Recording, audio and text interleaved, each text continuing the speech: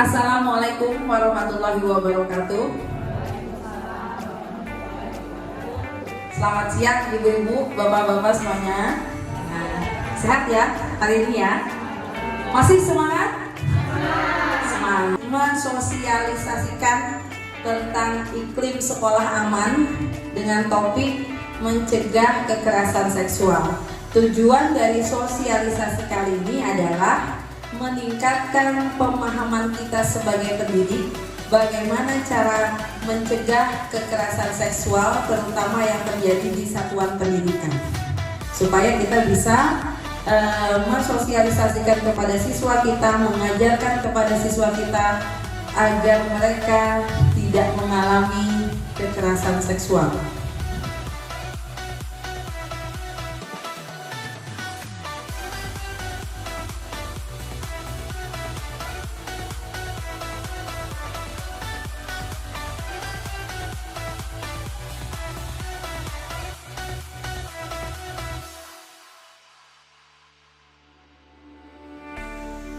Kita mulai dengan pengertian kekerasan seksual itu sendiri. Menurut Kamus Bahasa Indonesia, yang namanya kekerasan seksual itu adalah pelecehan, melecehkan, menghinakan, atau memandang rendah serta mengabaikan.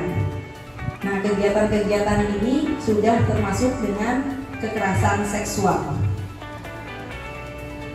Seksual yang berkenaan dengan seks atau jenis kelamin. Apa itu yang dimaksud dengan pelecehan seksual? Nah, pelecehan seksual itu adalah suatu bentuk penghinaan, memandang rendah seseorang karena hal-hal yang berkenaan dengan seks, jenis kelamin, atau aktivitas seksual antara pria dan wanita.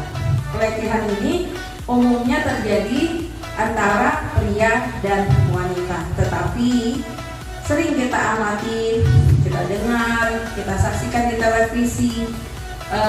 Semakin kesini semakin zaman berkembang, pelecehan tidak hanya terjadi pada laki-laki terhadap perempuan, tetapi lebih buruk dari itu sekarang terjadi jenis kelamin yang sama atau perbedaan usia yang sangat jauh, misalnya pelecehan orang dewasa terhadap anak-anak. Nah, ini yang perlu menjadi benteng pengetahuan anak-anak kita agar mereka, terutama murid-murid kita di sekolah itu bisa terhindar dari kejadian pelecehan seksual ini.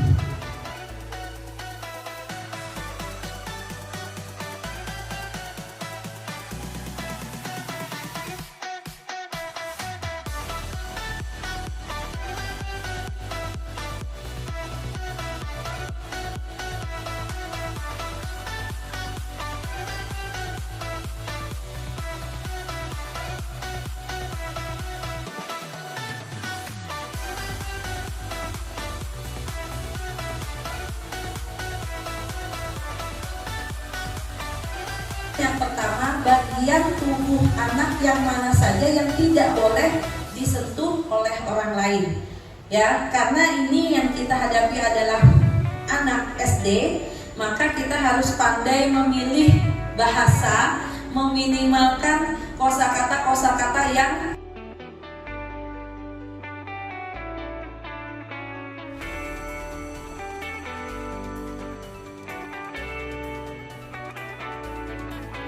pelakunya yang memperlihatkan anggota tubuhnya itu kita beritahukan ke anak bahwa itu adalah perbuatan yang tidak baik, maka mereka juga harus menolaknya, harus berani menolak.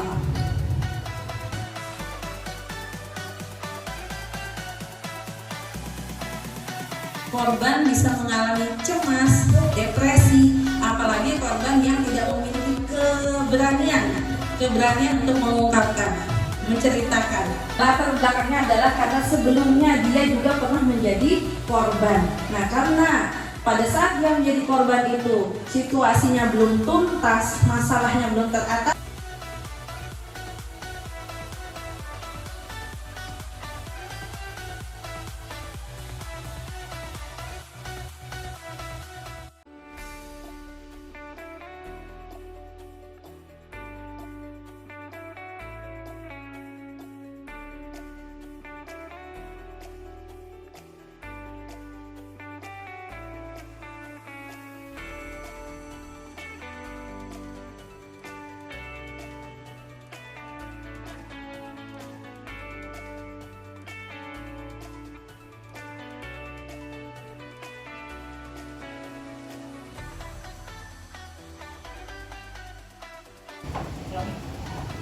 Assalamualaikum warahmatullahi wabarakatuh.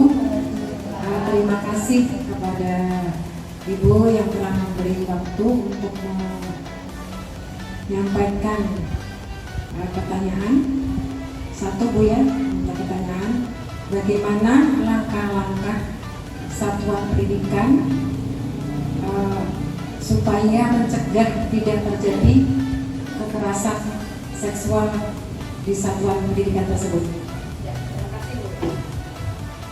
Adapun beberapa hal yang bisa dilakukan oleh sekolah, yang pertama pastinya kita harus menanamkan dulu pemahaman kepada siswa juga tentang hal-hal apa yang menjadi kekerasan seksual, dan kita berikan pemahaman bagaimana caranya mereka menghindari atau mengatasi. Harus mendapat pemahaman yang sama. Yang pertama, sosialisasi. Boleh sosialisasi juga kita sampaikan tidak hanya kepada siswa, kepada orang tua juga, sehingga orang tua juga punya peran untuk membentengi anaknya dari terjadinya kekerasan seksual.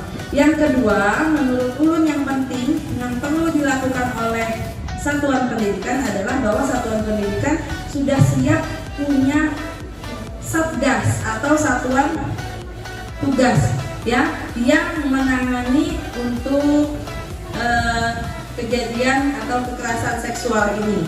Jadi kita punya membentuk tim yang apabila kita menemukan hal-hal tentang hubungannya tentang kekerasan seksual itu bisa diatasi.